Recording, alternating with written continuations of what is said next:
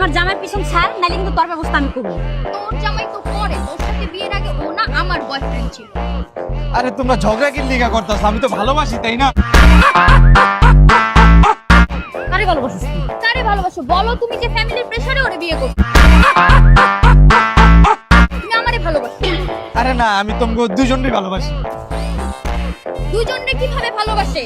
তুই যদি ফোনটা বাসায় না রেখে দিতি, তাহলে তুমি জানতাম না যে তোর আরেকটা গার্লফ্রেন্ড আছে। বুঝতেছো না, ও তো আমার গার্লফ্রেন্ড আর তুমি তো বউ। বউয়ের জায়গায় বউ, গার্লফ্রেন্ডের জায়গায় গার্লফ্রেন্ড। আমি যদি তোমারে ভালো না বাসতাম তাহলে তো চাপ হয়ে তুই কষ্ট করে বিয়ে করতাম তোমারে, কও।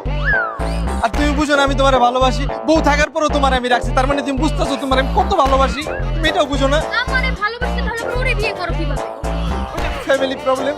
তুমি দুইটাই রাখো না, বউ থাকতে গার্লফ্রেন্ড, গার্লফ্রেন্ড থাকতে বউ। তুমি আগাও খাইবা, গোড়াও খাইবা। আমার তো মন চায় মাঝখানেও খাই।